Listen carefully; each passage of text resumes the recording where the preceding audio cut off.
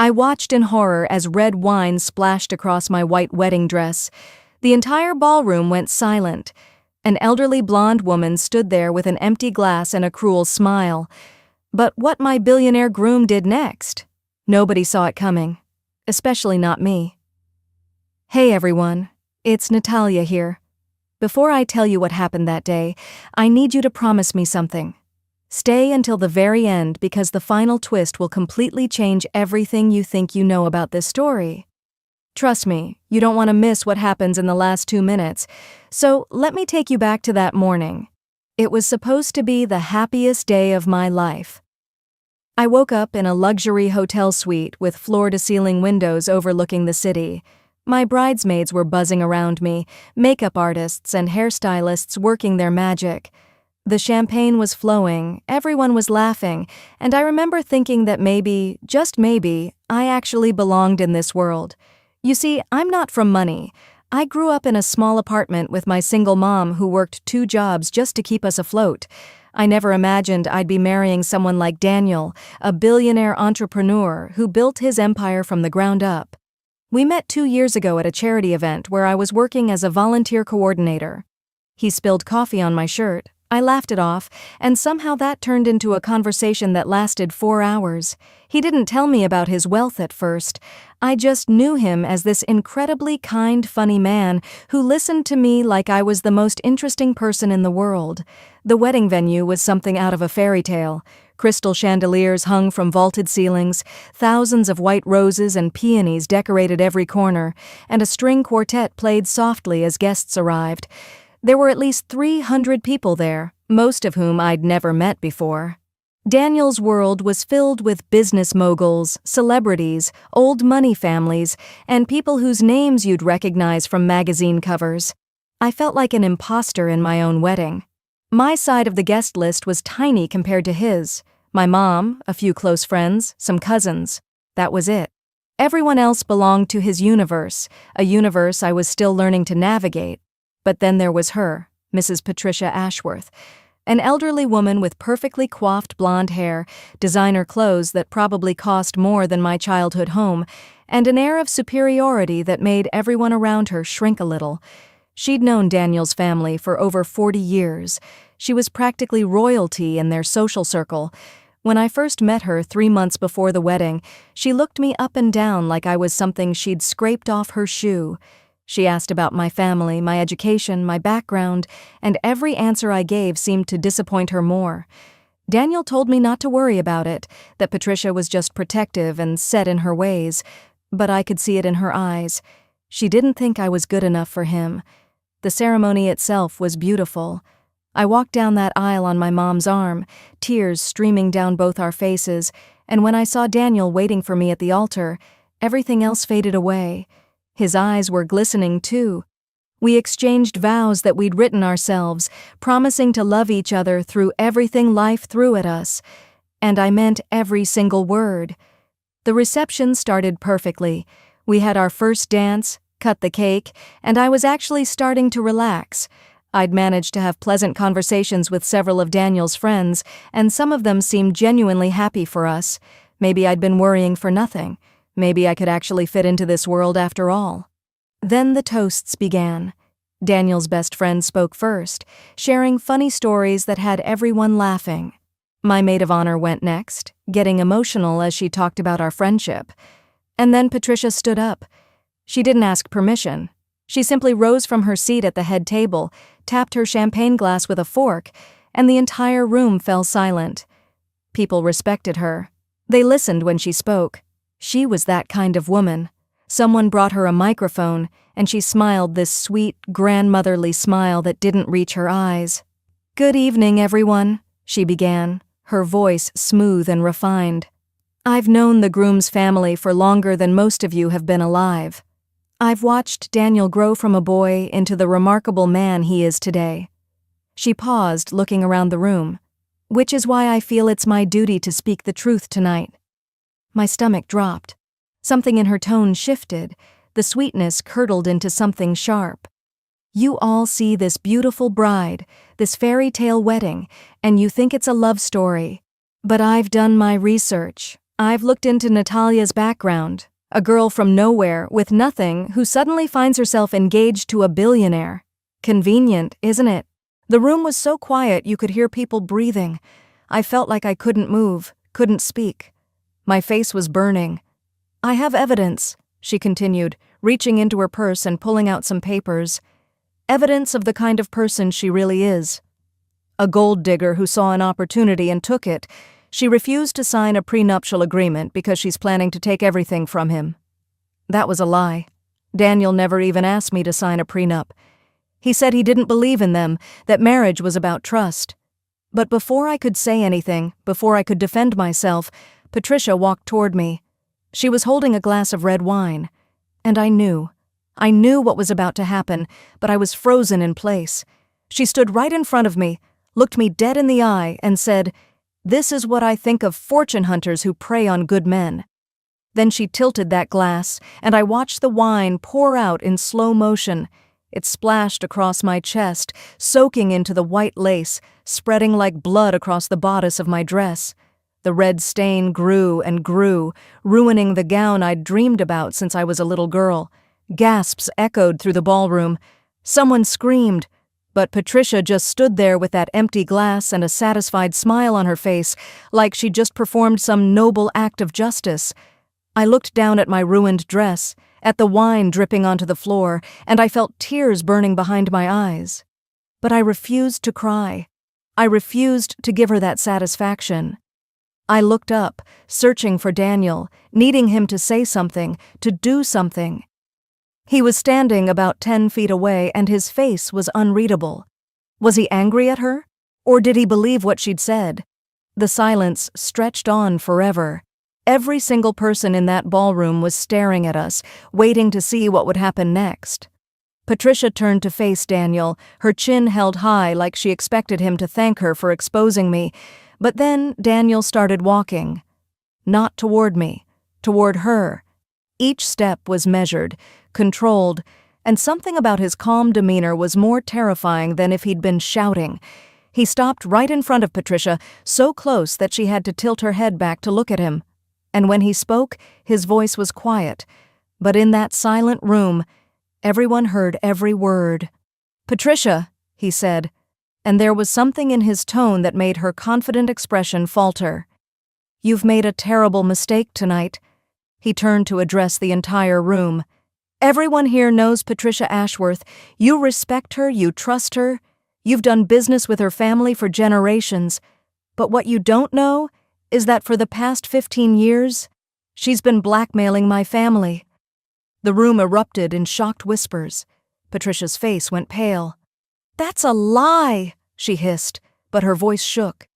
Daniel pulled out his phone and held it up. "I have recordings. I have documents. I have bank transfers. For 15 years, you've been extorting money from my father, threatening to reveal family secrets if he didn't pay you. $500,000 a year, Patricia. That's what you've been taking from us." He swiped his phone and a screen behind us lit up with images, bank statements, emails, recorded phone conversations, all of it showing exactly what Patricia had been doing. "My father was too ashamed to fight back," Daniel continued. "He believed those secrets would destroy our family's reputation. But I'm not my father. When I discovered what you were doing 6 months ago, I didn't confront you. I gathered evidence, I built a case, and I waited for the right moment." Patricia was shaking now, her superior attitude crumbling. "You're lying," she said again, but nobody believed her. The evidence was right there for everyone to see. Daniel looked at her with something like pity. "You want to know the real reason you hate Natalia? It's because you can't control her. You wanted me to marry someone from your circle, someone whose family you had leverage over, someone you could manipulate just like you manipulated my father. But Natalia is different. She's genuine, she's kind. She loves me for who I am, not what I have." He turned to me then, and the love in his eyes made my heart ache. 3 months ago, Patricia approached my wife-to-be. She offered her $2 million to leave me, to walk away and never come back. I gasped. I'd never told Daniel about that. How did he know? Natalia never told me about it, he continued, answering my unspoken question. She turned down the money without hesitation and never said a word because she didn't want to cause problems in my family. But I found out anyway. I have investigators, Patricia, and they're very good at their job. Security guards were already moving through the crowd toward Patricia. Daniel gestured to them. Mrs. Ashworth is no longer welcome here. The police are waiting outside. She'll be facing charges for blackmail, extortion, and fraud. 15 years of crimes are finally catching up with her. The guards reached Patricia, but before they could escort her out, she turned to me one last time. The mask was completely gone now. She looked old, scared, and defeated. "You don't understand," she whispered. "I was protecting him. Protecting this family." But Daniel shook his head. "No, Patricia. You were protecting yourself. And you were feeding your own greed." As they led her away, the ballroom remained in stunned silence. Then Daniel walked over to me, took off his jacket, and draped it around my shoulders, covering the wine-stained dress. "I'm so sorry," he whispered, pulling me close. "I'm so sorry I didn't warn you." I needed your reaction to be genuine for the evidence to hold up in court. I needed her to think she was winning. I was shaking, overwhelmed by everything that had just happened. "You knew she was going to do something tonight?" He nodded. "I knew she'd try to humiliate you. I had people watching her all evening. I'm sorry I couldn't stop it before she ruined your dress, but I have something for you." He led me to a side room where a garment bag was hanging. Inside was another wedding dress, just as beautiful as the first one, in my exact size. "I had a backup made, just in case," he said softly. "Let's get you changed, and then we'll continue this celebration the right way." His mother appeared in the doorway, tears streaming down her face. She hugged me tight and whispered, "I never trusted that woman. I'm so glad she's finally gone. Welcome to the family, sweetheart. Truly welcome." The rest of the evening was surreal. I changed into the new dress, and when I returned to the ballroom, the entire room erupted in applause. People who had been judging me moments before were now apologizing, telling me how brave I was, how lucky Daniel was to have me. We danced, we celebrated, and it actually turned into the beautiful wedding reception I'd hoped for. But later that night, when Daniel and I were finally alone, I let myself feel everything I'd been holding in. The humiliation, the fear, the anger. He held me while I cried, apologizing over and over for putting me through that. "I know it was terrible," he said, "but she would have kept coming after us. After you. This was the only way to stop her for good. Do you forgive me?" I thought about it, really thought about it, and I realized that yes, I did forgive him, because he'd been protecting us, protecting our future. "I forgive you," I whispered, "but no more secrets, okay? We face things together from now on." He promised, and we sealed it with a kiss that felt like our real vows. A promise to trust each other completely, no matter what. 6 months later, I thought everything had settled down. Patricia was awaiting trial, Daniel's family was healing from years of manipulation, and I'd finally found my place in this wealthy world. I'd learned that money didn't make people better or worse, it just made them more of what they already were. Then a letter arrived. It was from Patricia, sent from jail. My hands shook as I opened it. Inside was a handwritten confession, but not the kind I expected. "Dear Natalia," it began, "you deserve to know the truth. The whole truth. I am Daniel's biological grandmother." I read that line 3 times before it sank in. She explained everything in the letter. 45 years ago, she'd had an affair that resulted in a pregnancy. She was already married to a wealthy man, so she gave the baby up for adoption to protect her marriage and her position in society. That baby was Daniel's father. She'd spent decades watching her son from afar, eventually befriending the family without ever revealing the truth. The blackmail started when Daniel's father discovered old letters that proved the connection. She paid him to keep quiet, twisting it into her being the victim, claiming he was extorting her.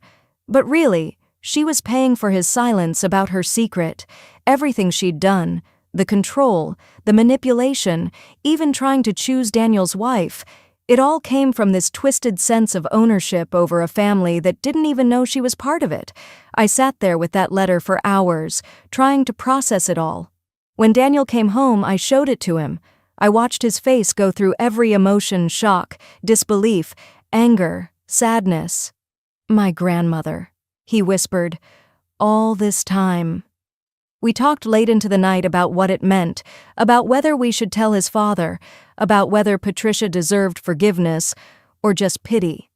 In the end, we decided that some truths needed to be shared, no matter how painful.